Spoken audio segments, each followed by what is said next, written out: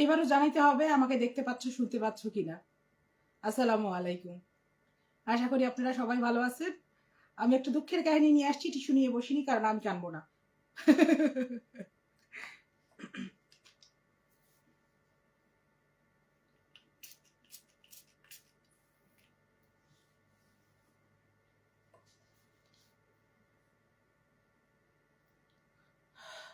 All clear. Thank you ইমা জাহান। ওকে, এই লাইভটা শুধুমাত্র মেয়েদের জন্য। আর কেউ দেখলেও চলবে, না দেখলেও চলবে, আমার কাছে এত ইম্পর্টেন্ট না। এই জন্য আমি শুরু করতেছি, কারণ কয়টা বাজে আমার এটাও দেখে নিতে হবে। ও, 4:43, মেলা সময় আছে।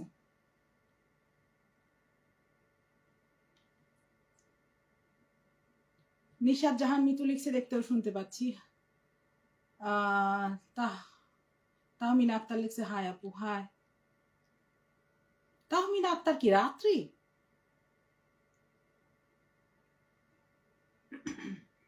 ওকে, ক্যান্সারের গল্প বলতে হলে লিপস্টিক দেওয়া লাগবে।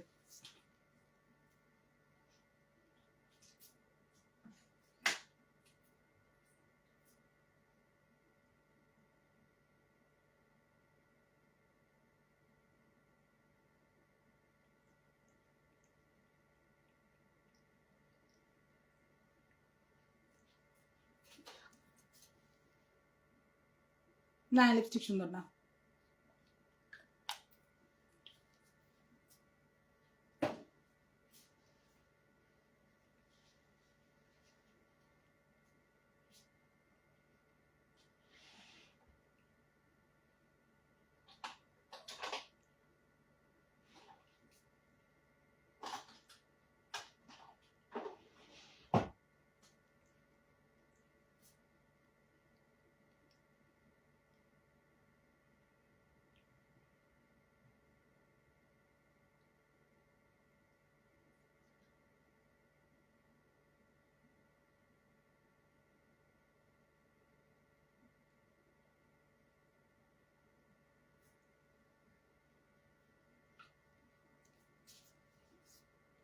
হ্যাঁ, এটা চলে।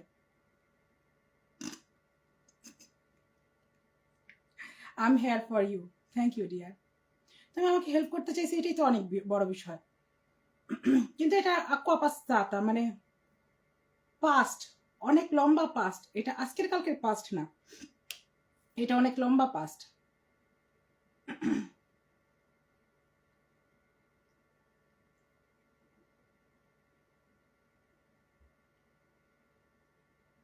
ইমা জাহান, এটা নিয়েই তো আগের লাইভে কথা বললাম, তুমি কি বুঝো নাই? ওয়াজেহা লিখছে, আপনার লাইভে নোটিফিকেশন আসছে বারবার। আপু, আমি এর আগে একবার লাইভে গেছিলাম, ওই লাইভটা কেটে দিয়ে এই লাইভটায় আসলাম, কারণ এই লাইভটার অন্য কারণে আমি আসছি। এটা পাবলিক ডিমান্ডে আসছি, এবং আমার জানানোরও ছিল, আমার সময় হাতে থাকলে আমি জানাই দিতাম। আমি একটু চাক্কা দিয়ে ঘুরি, মানে পায়ের তলে আমার চাক্কা লাগানোই আছে, আমি ঘুরতেই রয়েছি। তাই মানে এখন দেখলাম সময় আছে, আমার সুযোগ আছে, আমি ফ্রেশ হয়ে বসছিও। এখন একটু ঢেলান দিয়ে কিছু গল্প শোনাবো নিজের লাইফের।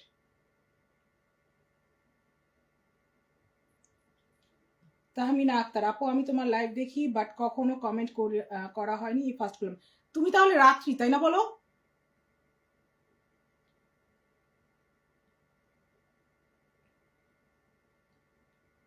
শামিমা শিমু, আপু কই থাকেন? আমি থাকি ইটালিতে।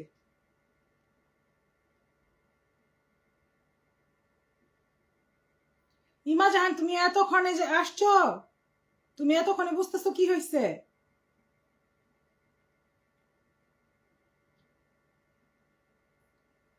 শামিমা শিমু, আপনি কি? না, আমি জেলে দিব কেন? আমি কেন জেলে দিব? ও ভালো আছে, যেভাবে আছে সেভাবে ভালো আছে। এত বাড়াবাড়ির আমার দরকার নাই, যেটা যেমনি আছে ঠিক আছে।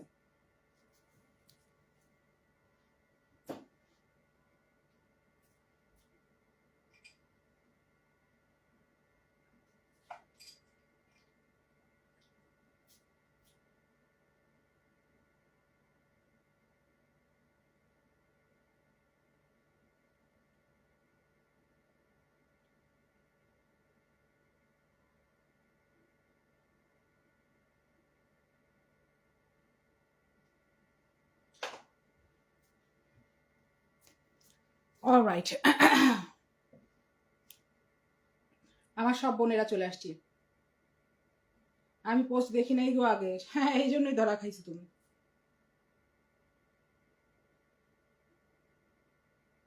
তাহমিনা আক্তার, না আপু, ও তুমি রাত্রি না, ওকে ঠিক আছে, নো প্রবলেম।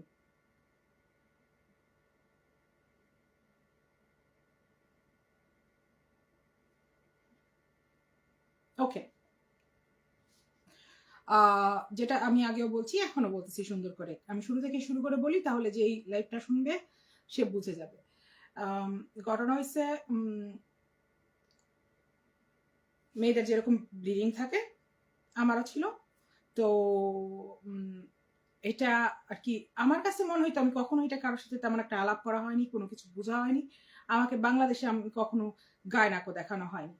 তো ব্যাপারটা এরকম ছিল যে আমার ব্লিডিংটা একটু হেভি ছিল, পাস্ট টেন্স না, একটা প্রেজেন্ট টেন্সও আছে। তো যখন মানে হেভি ছিল, আমি খেয়াল করতে পারিনি বা খেয়াল করিনি, হ্যাঁ কখনো গা করিনি। তো একটা টাইমে বাড়তে বাড়তে বাড়তে এমন একটা বাড়া বাড়লো যখন অ্যাকচুয়ালি আমি এরকম সামার টাইমে আমি আমি তখন বাংকার করি।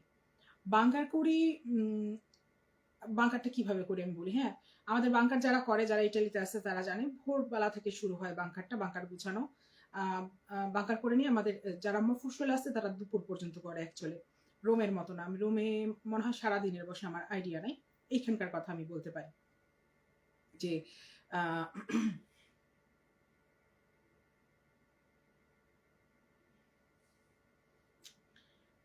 তো মানে এখান মানে হয়েছে কি, সকাল থেকে দুপুর 2টা 2:30 পর্যন্ত আমি বাংকার করতাম। করার পরে আমি আবার 2টা 2:30 বাজে এখান থেকে বের হয়ে গিয়ে আমি আরেক জায়গায় বাংকার লাগাইতাম। তো ওর পরে আবার রাত্রেবেলা ওই ওই বাংকার শেষ হইতো রাত্রে 2টা 3টা বাজে, তারপর আমি আসতাম, আমি কাজ করতাম আর আমার সাথে আমার আরেকজন সহযোগী ছিল, আমার একটা ড্রাইভার ছিল। হ্যাঁ, তো এইভাবে আর কি আমরা করতাম। তো ঘুমটা আমাদের খুবই কম হইতো ওই সময়, ঘুমটা কম হইতো। মানে শিফট করে আমরা ফুরগুনের ভিতরে, ফুরগুন মানে যেই গাড়িটার মধ্যে করে বাংকারের সামান নেওয়া হয় এটার মধ্যে আমরা শিফট করে ঘুমাইতাম। এমনিও আমার একটা ইয়ে আছে, আমি ইনসমনিয়াতে ভুগি, আমি আমি খুব একটা ঘুমাইও না, আমার একটা খুব ঘুম লাগে না। 4 ঘন্টা 3 ঘন্টা 3.5 ঘন্টা 4 ঘন্টা ঘুমাইলেই আমার হয়ে যায়। 5 ঘন্টা আমার জন্য প্রিভিলেজ, 7-8 ঘন্টা আমার কখনোই হয় না, আমি ঘুমাইতে পারি না। তো যাই হোক এরকম যখন আমি করতেছিলাম, করতে করতে একদিন হঠাৎ করে আমি আমার বাংকারের মধ্যে ওয়ার্ক প্লেসেই আমি, আমার খেয়াল আছে এটা একটা শুক্রবার সকালে ছিল, যখন আমি অজ্ঞান হয়ে গেছিলাম একটা কাস্টমারের সামনে, কাস্টমারের সাথে কথা বলতে বলতে। তো আমাকে ওখান থেকে নেওয়া হয়েছিল ইয়াতে, আমার ইতালিয়ান আসতেছে, আমার একটু এই জন্য একটু করবো প্লিজ, ভুল বুঝো না। সেটা হলো গিয়া ওইটার পরে গিয়ে আমি আমাকে এমার্জেন্সিতে নেওয়া হয়। এমার্জেন্সিতে যখন নেওয়া হয় তখন আমার যখন জ্ঞান ট্যান ফিরে, তখন একটা জায়গায় বসায় নিয়ে ওরা আর কি কেস হিস্ট্রি নেয় যে কি হয়েছে না হয়েছে, কি কেমনি কি এটা কি। তো তখন আমাকে জিজ্ঞেস করতেছে তোর ব্লিডিং কতদিন ধরে। আমি তার সাথে বসে বসে মানে আমি টেবিলের ওই পাশে হলো মেইন নার্স যার সাথে কথা হচ্ছে, এবং তার পিছনে এসে একজন দাঁড়াইছে যে হলো আমার প্রতিবেশী। আমাদের বাড়ির নিচে যে লন্ড্রি, ওই মানে লন্ড্রিটা আমরা কখন, আমরা এখানে কিন্তু প্রচন্ড লন্ড্রি ইউজ করি, সেটা হলো গিয়া যে এখানেও এক বস্তা রাখা আছে কাপড়, কাপড় বলতে ভারী কাপড় যেগুলো হয়, যেগুলো সম্পূর্ণ আমাদের ইয়াতে যায় না, কম্বল টম্বল টাইপের আর কি, যেহেতু আমাদের এখানে 9 মাস পুরা শীত, এবং আমরা এখানে সবসময় কম্বল ইউজ করি, তো কম্বল টম্বল যেখানে ধোয়াই ওর সাথে গিয়ে দেখা হইতো। তো ওইখানে আমরা একসময় কথাবার্তা বলতাম, তো আমরা চিনতাম জানতাম আর কি। তো আমাকে দেখে সে দৌড়ায় আসছে, দৌড়ায় এসে বলতেছে যে তুই এখানে, আমি বললাম হ্যাঁ আমাকে নিয়ে আসছে মুখ সুমুখ। তো বললো হ্যাঁ আমি তোর কেস হিস্ট্রি দেখে নিছি, এখন তোর নিতেছে, আমি দেখি। তো সে বসছে পাশে, তো বসতে বসতে তার সাথে কথা হচ্ছে। তো আমাকে বলতেছে কতদিন ধরে তোর ব্লিডিং হতেছে, তো আমি তার সাথে আলাপ করতেছি, হিসাব করতেছি, করতে করতে করতে করতে এক সময় গিয়া, হ্যাঁ বলো কিট্টু,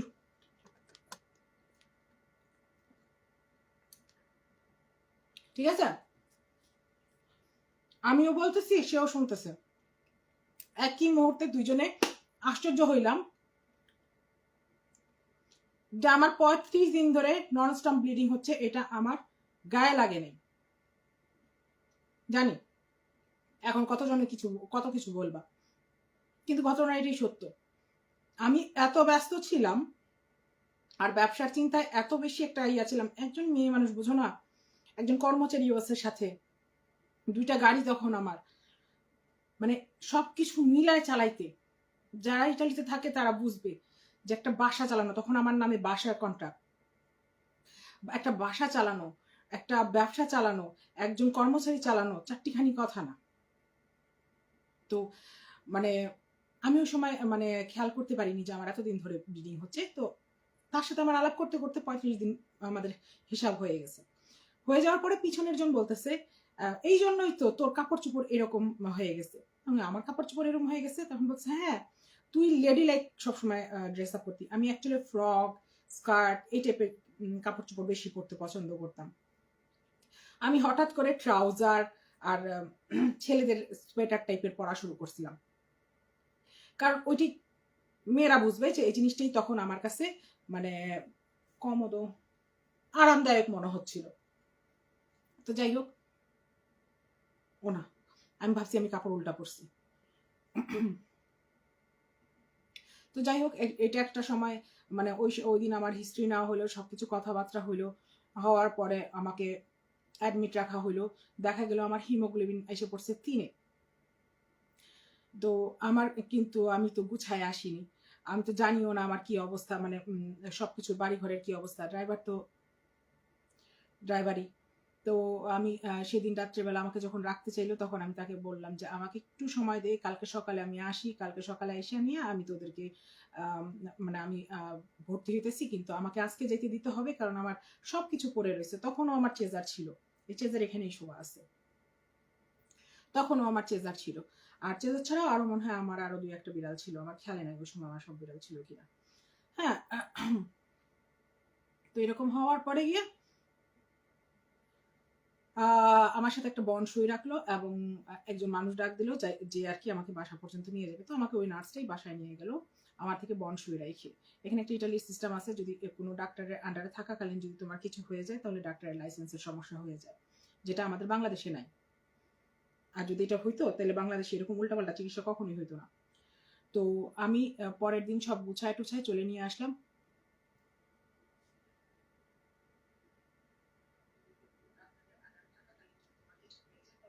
যে বলতেছে শুনতে পাচ্ছি, এই তো আমি শুনতে পাচ্ছি, শোনা যাচ্ছে।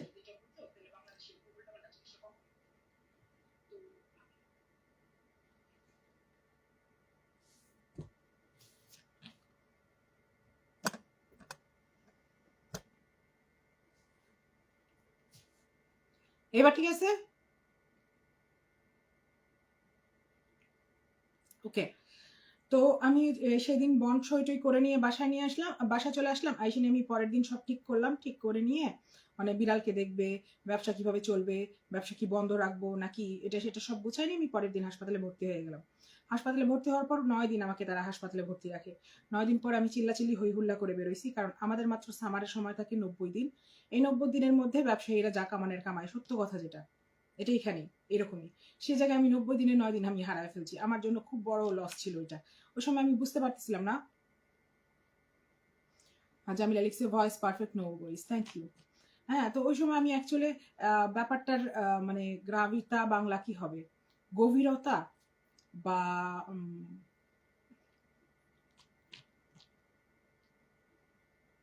মর্যাদা হবে না, যাই হোক, মানে আমি ওই সময় কথাটার মূল্য বা অর্থ বুঝতে পারতেছিলাম না, যে ব্যাপারটা ওরা আমাকে কি বলতেছে।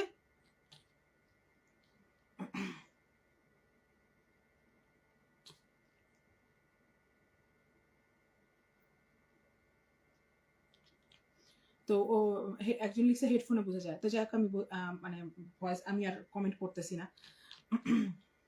গভীরতা, গ্রাভিরতা, গভীরতা, হ্যাঁ গভীরতা, রাইট, গভীরতাই হবে। তো আমি ওই কথাটা মানে গভীরতা তখন বুঝতে পারিনি।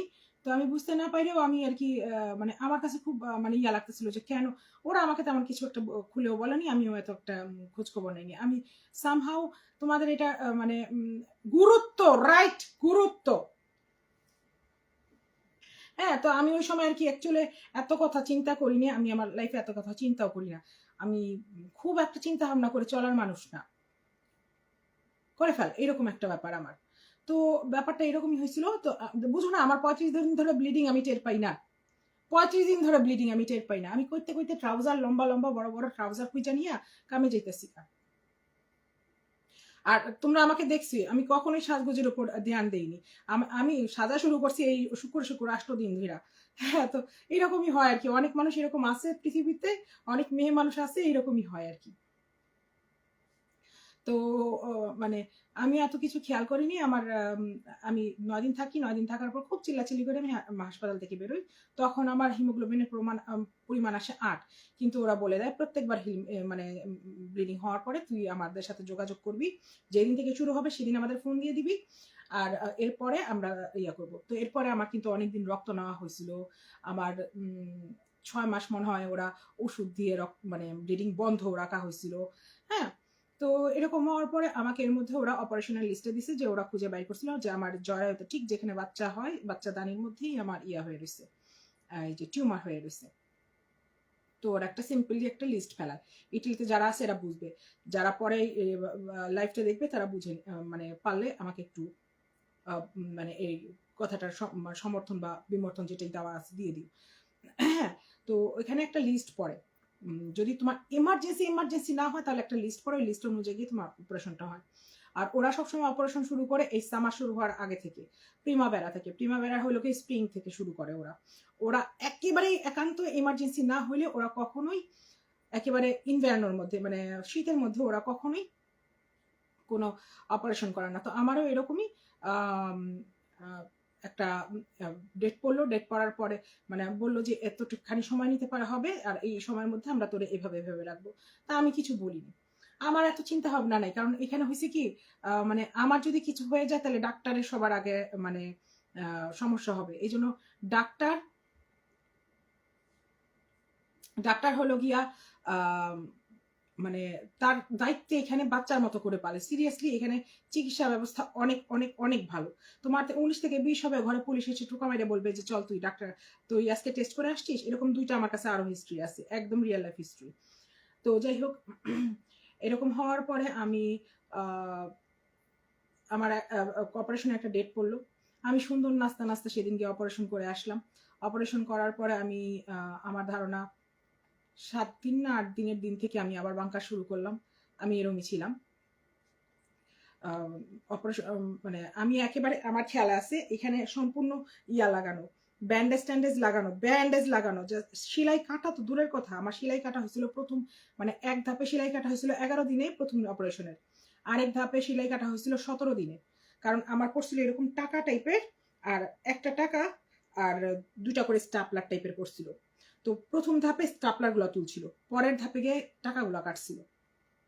তো প্রথম মানে টাকাটা কাটছিল হলো গিয়া, মানে সেলাই যেটা পড়ছিল এগুলো হলো গিয়া সব মিলে আমার প্রথমটা ছিল 27টা, একেবারে এখান থেকে এই পর্যন্ত।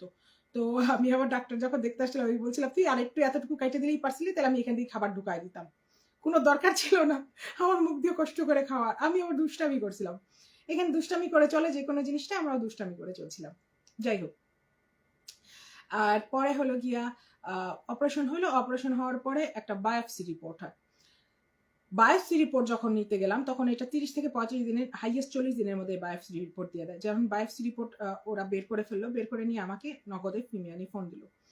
ফিমিয়ানি আমাদের এখানকার প্রিমা area head of the department. আর ফ্লোরিক হলো গিয়া আমাদের, এখনকার কথা বলতে পারি না, আমি আমার সময়কার কথা বলতেছি। আর ফ্লোরিক ছিল গিয়া হেড অফ দ্য সার্জারি ছিল। তো ফিমিয়ানি আমাকে ফোন দিল। ফিমিয়ানি ফোন দিয়ে বলল যে তোর বায়োপসি রিপোর্ট আসছে, তোর একটু এসে দেখা করতে হবে, তোর এটা সেটা। তো আমি গেলাম, আমাকে বললো দেখ আমি তোকে ভয় দেখাইতে চাইতেছি না, তোকে অ্যালার্মিং সিচুয়েশনে দিতে চাইতেছি না, কিন্তু তোর এখানের মধ্যে সমস্যা হয়েছে এটা সেটা। তো সিরিয়াসলি আমি তোমাকে বলি আমি একটুও ভয় পাইনি। তো আমি বললাম তো কি করতে হবে? তো বলছে আমাদের যখন সন্দেহ আছে তাহলে আমরা তোমাকে এইভাবে চিকিৎসা দিব, তুই কি রেডি? আমি বললাম ঠিক আছে, আমার কোনো সমস্যা নেই, তোরা যেভাবে চিকিৎসা দেশ দেশ। তারপর গিয়ে আর কি এরপরে আমার মানে এর মধ্যে আমার ব্লিডিং তো হচ্ছিল, ব্লিডিং এর পরে ব্লাড দেওয়া হচ্ছিল। আমার কাছে এটার 1-2টা ভিডিও আছে যে আমি ব্লাড নিতেছি, মানে কালো চিত্তা হয়ে গেছিলাম, এত বিচ্ছি হয়ে গেছিলাম আমি বুঝাইতে পারবো না এখন করে। আমি ওই সময় ফেস অ্যাপ কিনে নিয়ে ফেস অ্যাপের মাধ্যমে ছবি এডিট করে ফেসবুকে ছাড়তাম যেন মানুষ বুঝতে না পারে। আমারে তো বলা দূরের কথা। ওকে। তো আমি কাউকে জানাইনি সিরিয়াসলি। আমার প্রথম অপারেশন যেদিন হয়েছে কেউ জানে না, প্রথম অপারেশনের পরে কিচ্ছু জানে না। সেকেন্ড অপারেশনের পরে গিয়ে যখন ঝামেলা হয়েছিল, তখন ঝামেলা হয়েছিল কি মানে কিছু একটা হয়েছিল, ওর পরে গিয়ে আর কি সামহাও বাই দা বাই কেউ একজন জানিয়ে ফেলছিল, যে গিয়ে আম্মার কাছে জানাই দিছিল। জানা দেওয়ার পরে আম্মায় আর কি মানে খুব চার্জ করছিল যে কই তুই দেখা তোরে, আমি তোরে দেখতে চাই। তখন আম্মা আমাকে ফার্স্ট হাসপাতালের বেডে দেখে ভিডিও কলে, নাইলে আম্মাকে আমি কখনো জানাইতাম না। যাই হোক, তো তখন আমার বললো যে তোকে আমরা এভাবে এভাবে চিকিৎসা দিতে চাই, তুই কি বলিস? তো আমি বললাম ঠিক আছে, নো প্রবলেম, তোরা যেভাবে করবি সেভাবেই শুনি। আমার এত কিছু করার নাই, কারণ আমি তো ডাক্তার না, আমি কেন মাথা ঘামাইতে যাব। আর অ্যাকচুয়ালি হয় কি, আমি দেখছি বাংলাদেশের মানুষের প্রচন্ড কোয়েশ্চেন আছে, সামহাও আমি কোয়েশ্চেন ছাড়া জন্মাইছি, আমি জানি না কেন, কিন্তু আমার এত আসে না।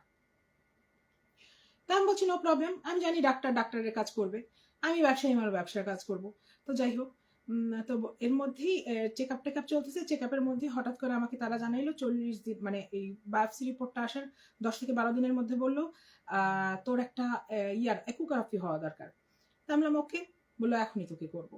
আমি ওকে, কারণ আমার তো তখন প্রত্যেক বৃহস্পতিবার আর মঙ্গলবার 2 দিন যাইতে হইতো হাসপাতালে, আমার একদম ফিক্সড ছিল,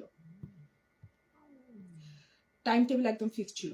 বৃহস্পতিবার সকাল 10টায় আর মঙ্গলবার বিকাল 4টা বাজে আমার যাইতে হইতো, প্রত্যেক শান্ত মানে সপ্তাহ যাইতে হইতো। তো দেওয়ার পরে আমাকে বললো যে তোর তো আমরা তো টিউমার এখান থেকে কাটছিলাম, কিন্তু তোর এখানে আমার একটা টিউমার এখনো আছে, কিন্তু এটা বড় হয়ে গেছে এই কয়েকদিনের মধ্যে। তাই আমি বললাম তোরা এটা দেখবি না, তোদের তো দেখা উচিত ছিল, আমি তো আর ভিতরটা দেখতেছি না, তোরা তো দেখতেছিস, তোরা ডাক্তার। বললো আমরা খুবই দুঃখিত, কিন্তু তোর আরেকবার অপারেশন করা লাগবে। আমি বললাম করতে হবে কর। এখানে একটা মজার হিস্ট্রি আছে। আমি অপারেশন করে মানে যখন ওই যেইখান থেকে আমি মানে হাসপাতালে আসছিলাম, ওইখানে একটা বাঙালি মহিলা আসতো। বাঙালি মহিলা আসতে বলতেছে যে আপা আপনার কি কি হয়েছিল এটা সেটা। তখন আমি বললাম যে এরকম এরকম। তখন আল্লাহ আপনার ভয় করে নাই, আপনার ভয় করে নাই এই যে আপনার অপারেশন করাইলেন, যদি মরে যেতেন গা। আমার তখন মাথা আসলো সত্যি তো যদি মরে যেতাম গা, কারণ আমি অপারেশন থিয়েটারের মধ্যে হার্ট অ্যাটাক করছিলাম, আমার 5 ব্যাগ রক্ত দেওয়া লাগছিল, আমাকে রিয়ানিমারে করা হয়েছিল। ওই যে দিয়ে জানে, বুঝছো, ওই যে কি বলে এটাকে, এখানে বলে রিয়ানিমারে। আমি অ্যাকচুয়ালি ব্লাড লস করতেছিলাম, 5 ব্যাগ রক্ত দেওয়া হয়েছিল, এটা দিয়ে আমাকে ফেরত আনা হয়েছিল। মানে আমি মানে কাছাকাছি 30 থেকে 40 মিনিট আউট মতো ছিলাম, আমার নিয়ে অনেক গ্যাঞ্জাম করতে হয়েছিল, যেটা মানে আমার অপারেশন থেকে বেশি সময় লেগে গেছিল আমার ঠিক করতে। যেখানে 3টা বাজে আমাকে বেডে দেওয়ার কথা ছিল, সেখানে আমাকে বেডে দেওয়া হয়েছিল। অপারেশন থিয়েটার থেকে শুরু করে এমার্জেন্সি রুম বলে একটা জিনিস হয়, মানে 4-5 ঘন্টার জন্য রাখে ওখানে, 3-4 ঘন্টা বা 4-5 ঘন্টার জন্য রাখে। ওখান থেকে শুরু করে আমাকে আমার বেডে দেওয়ার পর্যন্ত একটা সময় লাগছিল, মানে 3:30 বাজে আমাকে যেখানে দেওয়ার কথা ছিল সেখানে দেওয়া হয়েছিল রাত্রি 9:30টায়। সিপি জামিলা, হ্যাঁ, ওই যে পিয়াস্ত্রা দিয়ে যেটা করে, মানে এখানে দিয়ে যে হিন্দি সিনেমায় দেয় না, দেখায় না, এভাবে দিলেই বুকটা উপরে উঠে পড়ে, এই টাইপের শুনছিলাম আমি। তো যাই হোক আমাকে রিঅ্যানিমেট করা হয়েছিল। তা আমি এত চিন্তা ভাবনা করিনি, কারণ আমার আমার এত জ্ঞানজাম নাই তো, আমি মরে গেলে এর কি হবে ওর কি হবে, আমি চেজারের ব্যবস্থা করে দিয়ে গেছি। আমি এখনো যদি মারা যাই, আমি এই লাইফটা করতে করতে যদি মারা যাই, আমার চেজারের একটা ব্যবস্থা হয়ে যাবে। তাই না আব্বা? আব্বা ভালো লাগতেছে ওরে।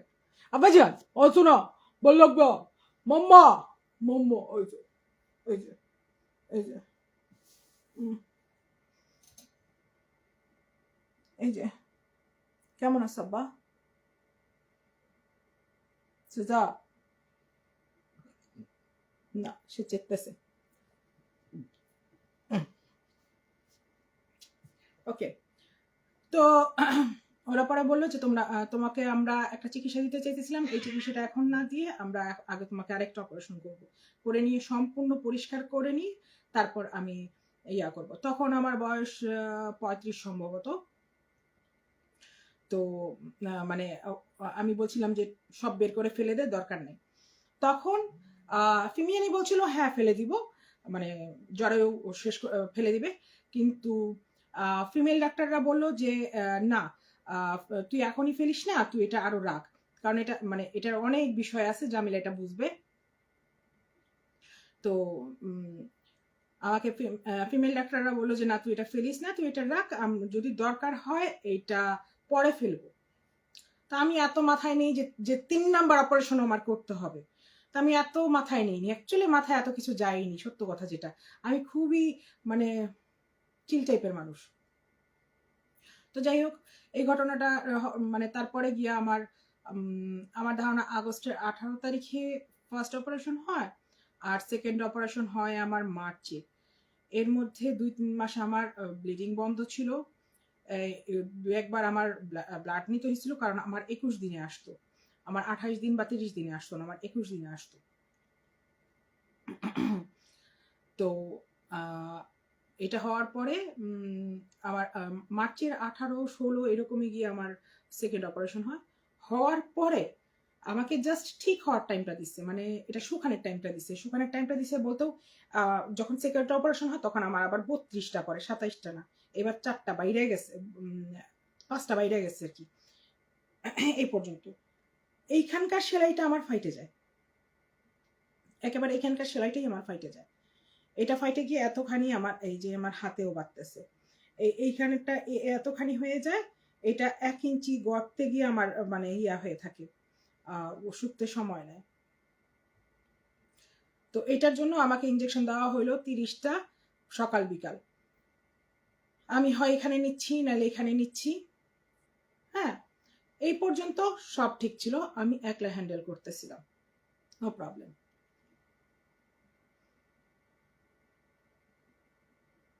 হ্যাঁ, জামিলা এটা বুঝছে, ইয়েস। আমাকে এখানকার ডাক্তার অনেক কিছু বলছে, এখন এগুলো বিশদ বলতে গেলে বিশদ বিষয় হবে। এই বিশদ বিষয় না গেলাম, আমরা জানিও জরায়ু ফেলে দিলে এত সহজ হয় না মেয়েদের লাইফটা, এই জন্য মানে, কারণ এটার হরমোনাল কিছু গ্যাঞ্জাম আছে। তো ওরা ফেলতে চায়নি, তখন আমার মাত্র 35 ছিল, ওরা বলতেছে ইয়াং, ইটালিয়ানদের জন্য 35 প্রচন্ড ইয়াং। তো এটা হওয়ার পরে সঞ্জিদাও দেখতেছে, হাই সঞ্জিদা। ওকে সঞ্জিদা, তুমি পরেই দেখো। ওকে, তারপর গিয়ে এইবার ইয়া হলো, কিন্তু আমার প্রথমটার মধ্যেই সমস্যা ছিল, পরেরটার মধ্যে আর কোনো সমস্যা নাই, প্রথমটার মধ্যেই জীবাণু পাওয়া গেছিল। তো ওরা এইবার শুরু করলো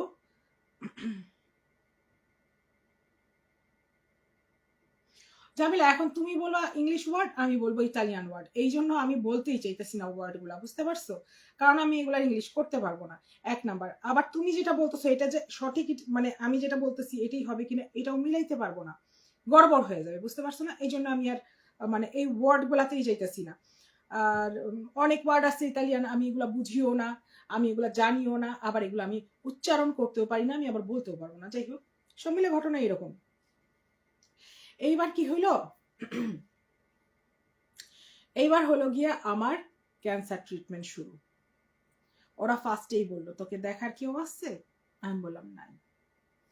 তো বললো কিভাবে থাকিস? আমি বললাম একলা থাকি। কোথায় থাকিস? ওই নার্সটা আমার অলওয়েজ পাশে ছিল।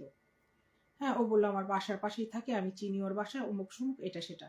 তো বললো তাহলে অ্যারেঞ্জ করবি কেমনে, কারণ তুই যেই অসুস্থ এতদিন ছিলি এটা কোনো অসুস্থ না, এইবার তুই যেটা হবি সেটা অসুস্থ, তোকে আগে অ্যারেঞ্জ করতে হবে আশেপাশের ইয়াটা। আমি বললাম কি করতে হবে? তখন বলল যে অ্যাটলিস্ট তুই 3 থেকে 6 মাস খুব অসুস্থ থাকবি, তোকে দেখার জন্য মানুষ লাগবে। ওই সময় আমাকে বলছিল বাসা থেকে কাউকে আনতে পারবো কিনা। ওই সময় আজকে থেকে 9 বছর আগে নাদিমও ছোট, কাকে আনবো? রুমানার বিয়ে হয়ে গেছে, কাকে আনবো? আমার কি আছে? তো আমি বললাম কেউ নাই, কাউকে দরকার নাই, আর তাছাড়া আমি আনলেও তো বলতে হবে, আনলেও বলতে হবে, আমি কাকে বলবো? আমার পক্ষে সম্ভব না বলা, আম্মা জানি যাবে, আম্মা যাইনে গেলে হায় হায় রয় রয় হয়ে যাবে, এদিকে আমি আমি এখানে বেডের মধ্যে মারা যাব, আম্মা ওইদিকে বাংলাদেশে মারা যাবে। সামহাও আম্মাকে মানে, না জামিলা অ্যাকচুয়ালি হয়েছে কি, আমি তো আর ইংলিশে এই ওয়ার্ডগুলো শিখিনি আপু, এই জন্য আমি এই ওয়ার্ডগুলো ইতালিয়ানে শিখছি, আমি ইতালিয়ানে বলতে পারবো। তো আমি চিন্তা করলাম যে বাসায় তো জানানো যাবে না, কোনো মতেই বাসায় জানানো যাবে না, এটা তো বড় বিপদ হয়ে যাবে। মানে ফোনের চোটে টিকতে পারবো না, এটার চোটে টিকতে পারবো না, ওইখান দিয়ে টেনশন হবে, এখান দিয়ে ইয়া হবে, সবাই তো ফোন দিবে, সবাই জিজ্ঞেস করবে। আর ওই সময় তো আব্বা ছাড়া সবাই বাইচে রয়েছে, ছোট আব্বা বাইচে রয়েছে, খালামা বাইচে রয়েছে, আম্মা তো বাইচেই রয়েছে। হ্যাঁ, ছোট ছোট ভাই বোনও আছে আমার। কি হবে, আমি কি করব? কারণ রোকসান খালাম্মাটা তো চোখে দেখছি, রোকসান খালাম্মাটা তো চোখে দেখছি, মানে নাদিমের আম্মারটা তো চোখে দেখছি। মানে নাদিমের আম্মার সামনে গিয়ে আম্মা কাঁদতো না যতটা আম্মা ঘরে কাঁদতো। আমি কি করতাম? কলেজ থেকে আইসা বাসায় বসতাম না, বাসায় ঢুকতাম না, গিয়ে নাদিমদের ওখানে বসে থাকতাম। হুদা বসে বসে খালাম্মার হাঁটতে চলতে নড়তে দেখতাম, বুঝছো? হুদা, কোনো দরকার নাই। এটা যে ফিলিংসটা আমি যে জিনিসটার মধ্যে দিয়ে পার করে আসছি, আমি এটা চাচ্ছিলাম না আমার ফ্যামিলি এটার মধ্যে দিয়ে পার করুক। তো আমি জানাই, কাউকে জানাইনি।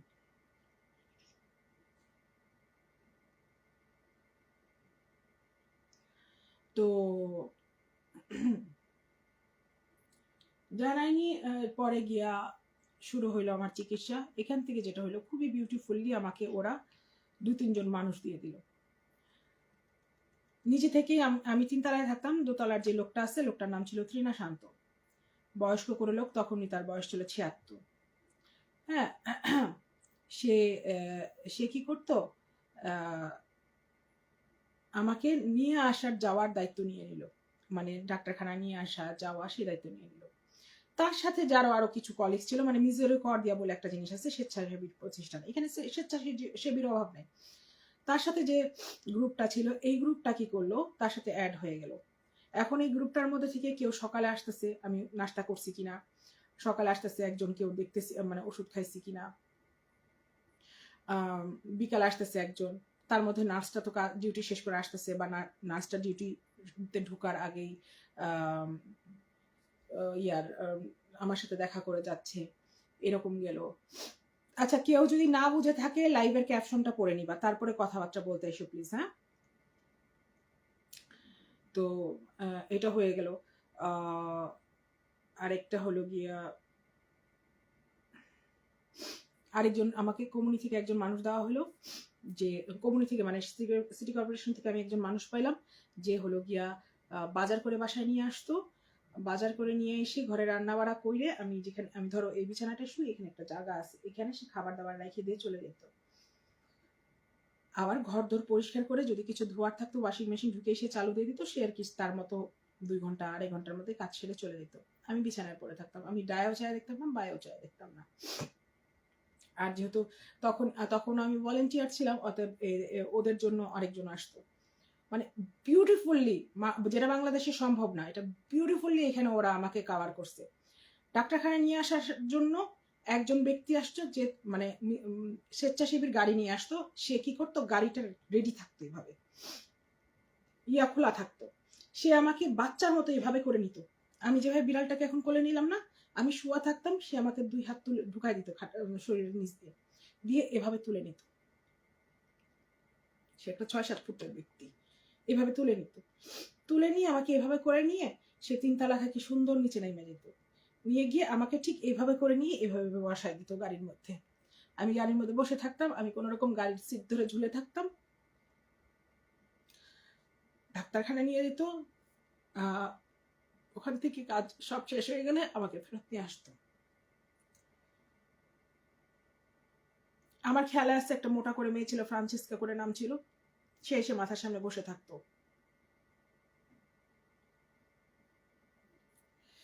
প্রায় প্রায় আমি মানে চোখ খুলে দেখতাম যে সে মাথার সামনে বসায়। তুই কতক্ষণ ধরে বসায়, এই যে আসছি কিছুক্ষণ ধরে। আমি আমার মেইন গেট কখনো লাগাইতাম না। তো সে বলতো যে এই কিছুক্ষণ ধরে আসছি, আবার খুটুর খাটুর শব্দ শুনতেছি, কে আসছে বাসায়, ওই যে উমুকা এসে কাজ করতেছে। মানে আমার আশেপাশের প্রতিবেশীরাও মানে আমার পিছে পড়ে গেছিল। এত সুন্দর করে তারা আমাকে কেয়ার করছে। কেউ এসে বিড়াল দেখতেছে, কেউ এসে এটা করতেছে, কেউ এসে সেটা করতেছে। আমার কিচ্ছু করা লাগেনি। আমার কারো অভাব বোধ হয়নি। কিচ্ছু করা লাগেনি। কিচ্ছু না, কিচ্ছু না, কিচ্ছু না। আমি আমার কাছে কিছু টাকা ছিল, সেই টাকা দিয়ে আমার সংসার চলছিল ওই সময়। আর কোম্পানি থেকে আমি কিছু টাকা পাইছিলাম আমার বাজারের জন্য। যে আসতো বাজার করে নি, সে ওই টাকাটা তুলে নিয়ে আসতো। সে নিজে থেকে বাজার করে আমাকে বাজার করে মানে রান্না বাড়া করে সামনে রেখে যেভাবে যেভাবে আমি আঙুরটা নিয়ে বসে রয়েছি, এই যেখানে আঙুরটা নিয়ে বসে রয়েছি, এইভাবে দিয়ে চলে যেত। আহ আমার খেয়ালে আছে বছর দেড়েক পর্যন্ত আমার প্রতিবেশী নার্সটা এসে আমার সাথে দেখা করছে। মানে রোজ রোজ রোজ ও ডিউটিতে যাওয়ার আগে আমার সাথে দেখা করতো, নাহলে ডিউটি থেকে আসার পথে দেখা করতো।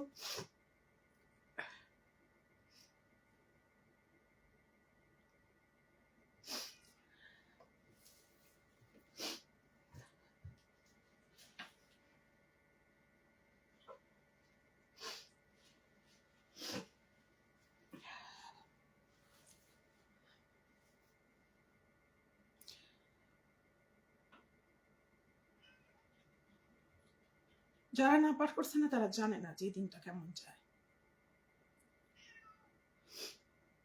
তারা জানে না এই দিনটা কেমন যায়, মানুষ কি পরিমাণে কষ্ট করে।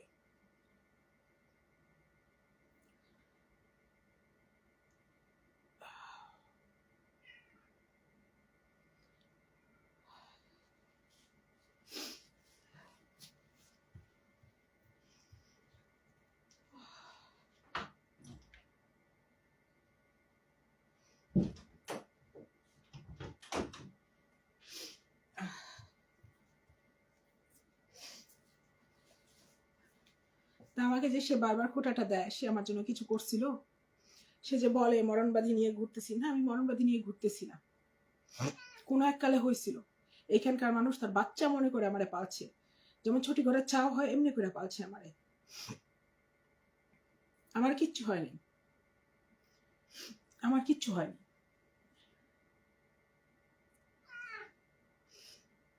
এর মধ্যে অনেক মানে ডাক্তারি চিকিৎসা, ডাক্তারের কাছে যাওয়া, ওষুধ আনা, প্রেসক্রিপশন আনা, কারণ অনেক কিছু।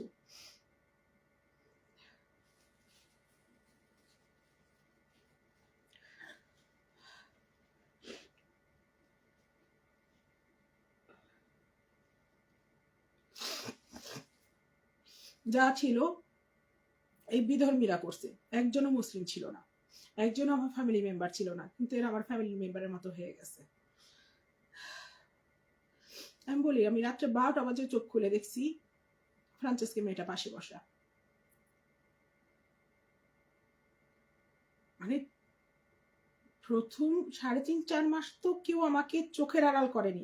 আমার মনে হয় না আমি বাসায় একা ছিলাম। কালকে আমাকে একজন বলছিল যে যে আমি একা কিনা, এখানে কেউ একা না, এখানে কেউ একা না। এখানকার মানুষের মন অনেক ভালো, আমাদের দেশের মানুষের তুলনায় অনেক ভালো। কেউ কাজ ছেড়ে এতখানি এসে বসে থাকবে কিনা কে জানে।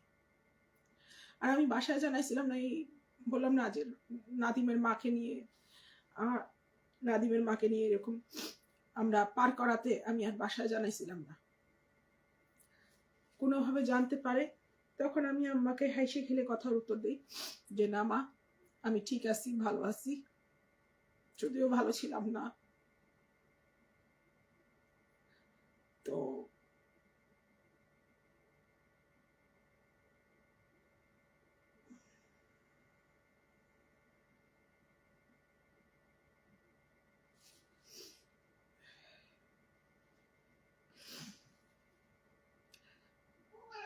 তো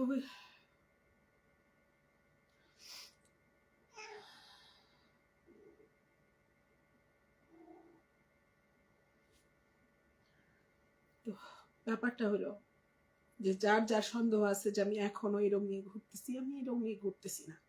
এবং আমার যখন এই রোগ হয়েছে, আমাকে মানুষ যেই হারে আদর করছে, সেবা করছে, আমার মনে হয়েছিল আজরাল আসলে আমি পরে লড়বো, আমার আশেপাশের মানুষগুলা যুদ্ধে নেমে যাবে আগে। কেউ আগে চিনা ছিল না তেমন একটা,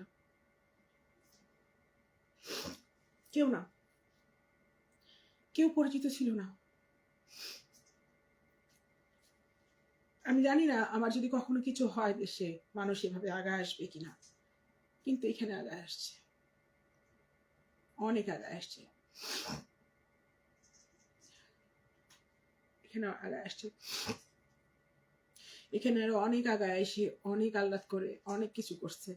সে যে বলতেছে যে মানে অনেক কিছু বলতেছে, মানে কি বলবো, আমার এখন ভাষাও আসতেছে না। কিন্তু এতটুকু ক্লিয়ার, আমি এখন সুস্থ আছি। আমি এরপরেও একেবারে কোভিড হওয়ার আগ পর্যন্ত আমি সম্পূর্ণ চেক আপে ছিলাম। যখন আমাকে প্রথম দিকে প্রত্যেক সপ্তাহে একবার করে চেক আপে নেওয়া হতো, তারপরে হলো গিয়া 2 সপ্তাহে একবার করে চেক আপে নেওয়া হয়েছিল, এবং 2020-এর ফেব্রুয়ারি পর্যন্ত আমি 20শে ফেব্রুয়ারি পর্যন্ত আমি ব্লাড নিছি। 2020-এর 28শে ফেব্রুয়ারি বাংলাদেশে পাড়া দেওয়ার পরে আমার অনেক ওষুধের দরকার ছিল, অনেক কিছুর দরকার ছিল, যেটা আমি পাইনি। এখানে 2021-এর জানুয়ারির 1 তারিখে আমি যখন আসি, জানুয়ারির 21 তারিখে যখন আসি বাংলাদেশের থেকে ফ্লাই করি, জানুয়ারির 22 তারিখে আমি এখানে সকালবেলা আসছি। আইসা নিয়ে আমি ওদের ফার্স্ট ফোন করে দিয়েছিলাম যে আমি ইটালিতে পাড়া দিছি, কারণ আমার কাছে ডাইরেক্ট ফিমিয়ানির নাম্বার। আমার যে কোনো সমস্যা হলে ফিমিয়ানি তার পার্সোনাল নাম্বার দিয়ে বলছিল যে তোর এনি প্রবলেম হবে তুই ফোন করে হাসপাতালে আসবি, আমি তাড়াতাড়ি তখনই হাসপাতালে আসবো, মানে তুই আমাকে ডাইরেক্ট ফোন করবি, তুই এই অপেক্ষা করবি না যে হাসপাতাল থেকে আমাকে কল করা হোক, তুই হাসপাতালে আসার আগে আমাকে ফোন করে দিবি। তো আমি এসি আর কি ফিমিয়ানির এই ফোন দিয়ে বলছিলাম যে দেখ আমি আসছি ইটালিতে, আমি 1 বছর আটকে ছিলাম, তুই তো জানিসই, আউল বাউল। এর মধ্যে আর কি আবার আমার এক বান্ধবী লারা নাম, সে নিজেকে আমার নাম দিয়ে জাহির করে আর কি ওষুধ নিতে চাইছিল। যখন কোভিড হচ্ছিল তখন ওষুধ আর কি বাসায় এসে দিয়ে যেত, কেউ ফার্মাসিতে যাইতো না, ফোন করে দিলেই বাসায় এসে দিয়ে যেত।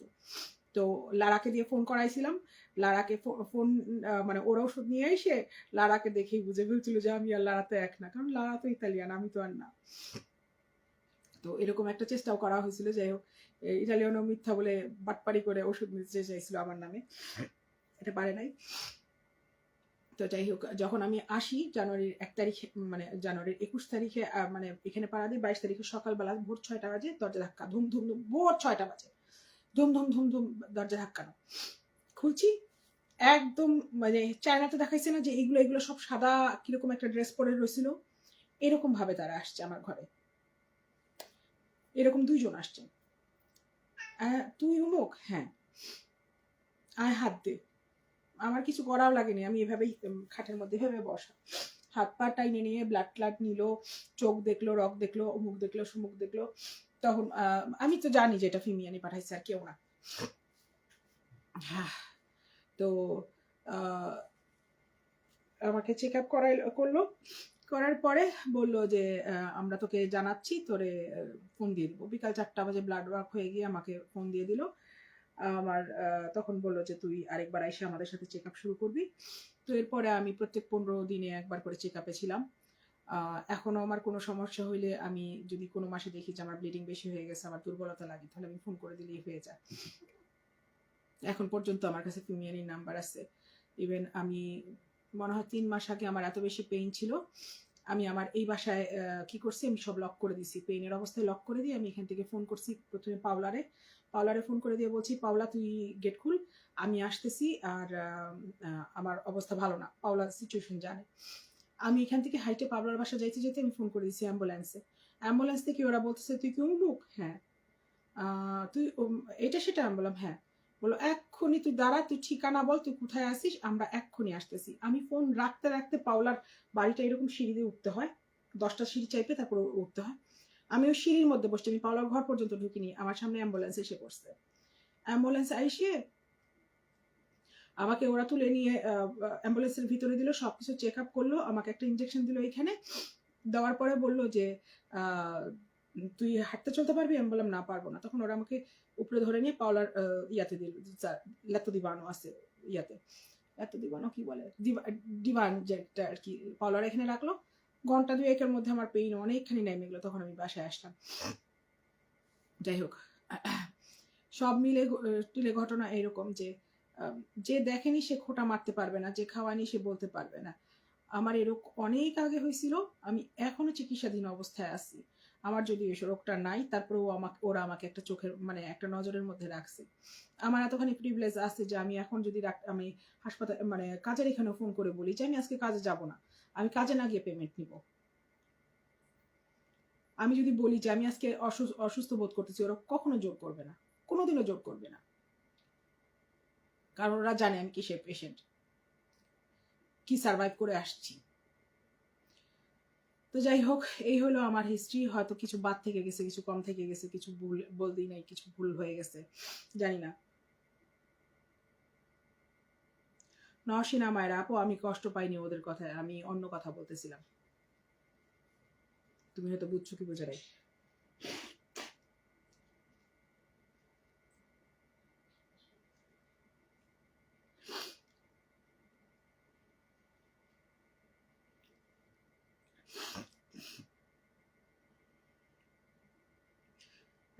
নিজুম এলএফ লিখছে যে তোমার আম্মু 45 বছর বয়সে মারা গেছে, এই দেখো আমার 45 চলতেছে।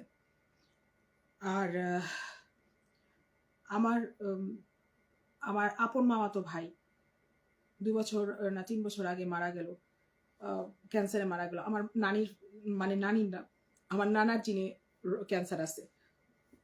আমার আপন কিছু খালা ক্যান্সার হয়েছে, এবং আমার এক দুইজন খালা মারাও গেছে, এবং আমার মামা মামা মামাতো ভাই দুইজনই ক্যান্সারই মারা গেছে, সেম ক্যান্সারে মারা গেছে। এটা আমার ভাগ্য যে আমি সার্ভাইভ করে গেছি, এটা আমার ভাগ্য যে আমার খালাও সার্ভাইভ করে গেছে, নাদিমের আম্মাও সার্ভাইভ করে গেছে।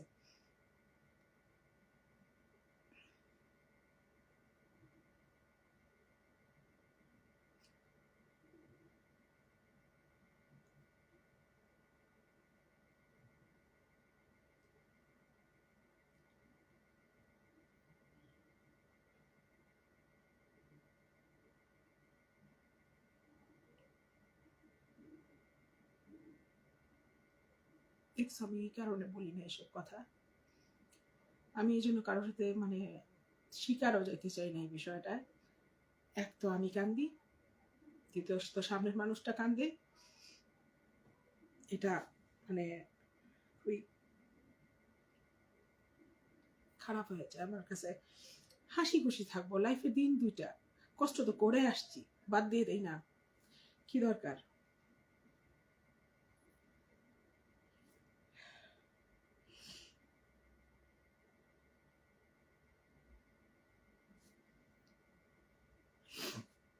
কি দরকার এসব মনে না করি।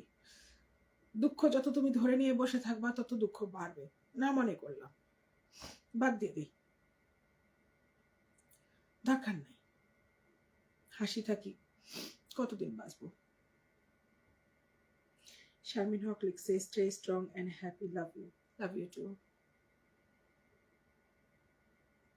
এই জন্যই মানে বুঝছো আমার সময় পিরিয়ডটা, বুঝছো যে আমার কত সময় ধরে আমি অসুস্থ আছি। হ্যাঁ, আমি যদি এর মধ্যে বিয়েও করতাম, বাচ্চা কোত্থেকে হইতো? আর বাচ্চা পালার মতো আমার অবস্থা ছিল? আমি তো নিজের পালার অবস্থায় ছিলাম না, আমাকে 6-7 জন মিলে পালছে, 6-7 জন মিলে পালছে, সিরিয়াসলি বলতেছি। আমার এই মেইন গেটটা সবসময় খোলা থাকতো, বিড়ালের খাবার লাগবে ওরা আনতেছে, আমার খাবার লাগবে ওরা আনতেছে, বুঝো বেড পেন করাইছে আমারে ওরা। ইভেন যখন ব্লিডিং হয়েছে, হ্যাঁ, আমার ওইটাও ওরা চেঞ্জ করে দিচ্ছে, আমার কিচ্ছু করা লাগেনি, কিচ্ছু করা লাগেনি।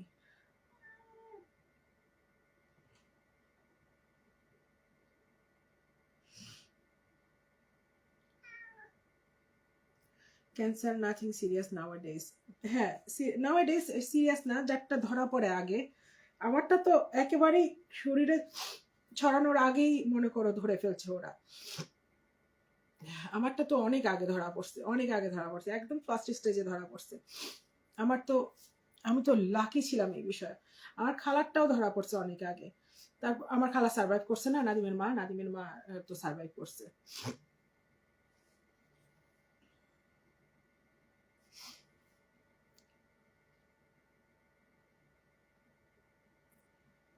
না আপু, ডিফাইন করতেছি না, আমি তোমাকে বলতেছি যে আমার জার্নিটা কেমন ছিল। এই লাইফটা শুধু আমি আমার জার্নি নিয়ে কথা বলছি, আর কিচ্ছু না। কাউকে ছোট করে না, কাউকে বড় করে না, কারো মিথ্যা প্রমাণ করে না, কিচ্ছু না। খুবই কম মানুষ দেখছে। জামিলা শুরু থেকে শেষ পর্যন্ত সাথে ছিল, অনেক অনেক ধন্যবাদ।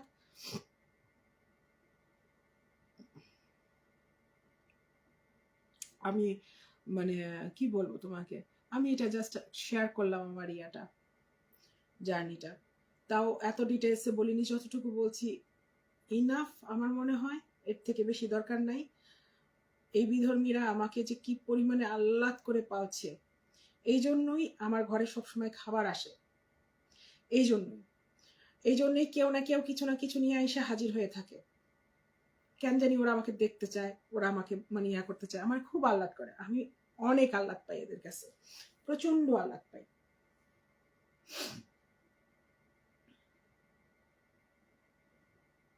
জামিলা লিখছে, hello please change the topic and tell us your lipstick brand name. Okay, এটা ওয়েট অ্যান্ড ওয়াইল্ডের মোকালিশাস। ওকে ওকে, আর কারো কিছু বলার আছে? কিছু বলবা? দেখি কার কার গল্প করার আছে। ফারাজ ইসফাক, আমিও শুরু থেকে দেখছি, থ্যাংক ইউ। না, অনেকেই শুরু থেকে দেখছে। জামিলার কমেন্টটা অলওয়েজ পাইছি তো, তাই বললাম।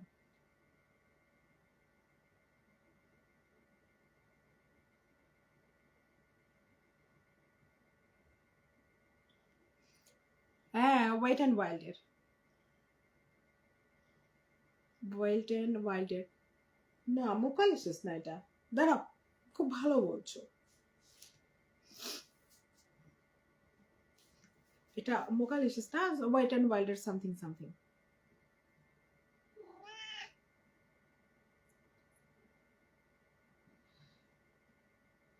আর কিছু, আর কেউ দেখতে শুনতে কিছু চাও?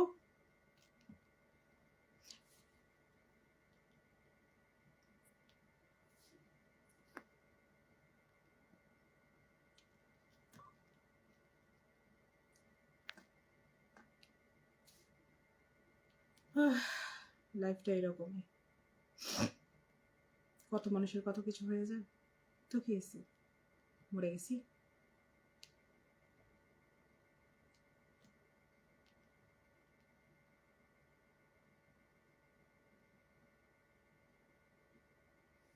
কি সমস্যা হইল?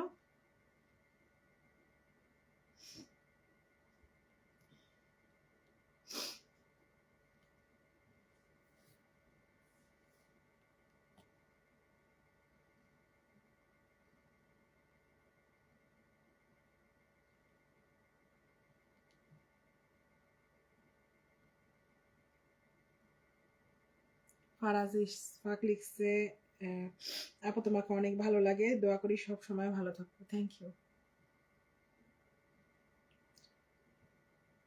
জামিলা ভুইয়া লিখছে, your smile is million pound worth for me. Thank you, অনেক অনেক ধন্যবাদ।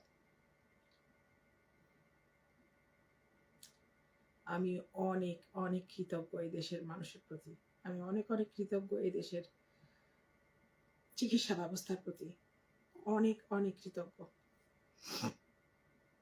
তবে একটা জিনিস আমি বলতে ভুলে গেছি, সেটা হলো আমি প্রত্যেকবারই আমার অপারেশনের সময়, ও থার্ড অপারেশন হচ্ছে, আমি থার্ড অপারেশনের কথা বলিনি, দরকার নেই এটার, কিন্তু প্রত্যেকবারই আমি আমার অপারেশনের সময় আমি একটা ডিএনএ সাইন করে দিই, যেটার মধ্যে লেখা থাকে আমি কোনো রকমই টিউব নিব না। টিউব বলতে মানে হয় না, কি বলে এটাকে, আর্টিফিশিয়াল লাইফ সাপোর্ট, আমি এটা নিব না, কখনোই নিব না। আমি যদি চলে যাই, আমাকে যেন চলে যেতে দেওয়া হয়, আমাকে যেন ফেরত না আনা হয়। Thank you Jamila. তো আপনারা ভালো থাকেন, আল্লাহর রহমতে কালকে ইনশাল্লাহ দেখা হবে একটা উড়াধুরা লাইভে। কালকে শুক্রবার, ইয়েস কালকে দেখা হবেই। কালকে আমার জন্য একটা বিশেষ দিন।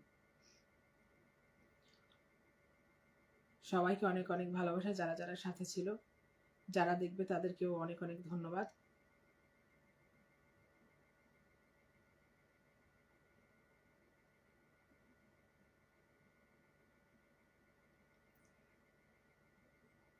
I love you always লিখছে জান্নাত। Love you all.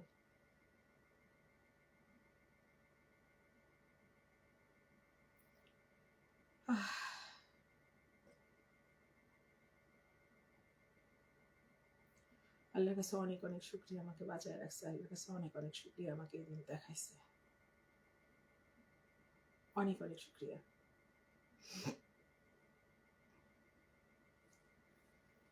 এর থেকে বেশি আর কি বলার আছে। আমি এই জন্যই বলছিলাম যে মেয়েদেরকে নিয়ে আমি কিছু সিরিজ টিরিজ করবো, কিছু কথাবার্তা বলবো, কারণ অনেক সাইন আমার সামনে ছিল যে সাইনগুলো আমি চোখে দেখিনি। অনেক কিছু করার মতো ছিল যেগুলো আমি করিনি। আমরা অনেক কিছু খায় ফেলি, অনেক কিছু করে ফেলি যেগুলো হলো আমাদের করা উচিত না, যেগুলো আমাদের ক্ষতি হয়। আমি এই জন্যই বলছিলাম মেয়েদেরকে নিয়ে কথা বলবো, মেয়েদেরকে নিয়ে আমি অ্যাওয়ারনেস তৈরি করব। আমি এটা অবশ্যই করব। আজকে যখন এই জিনিসটা আমাকে ভিতর থেকে এইভাবে নাড়া দিলা তোমরা, আমি এই জিনিসটা নিয়ে আরো বেশি বলবো। মানে এটা না, সাবধানতার বিষয়গুলো নিয়ে। ভালো থেকো তোমরা, হ্যাঁ। Love you all. Jamil, I love you.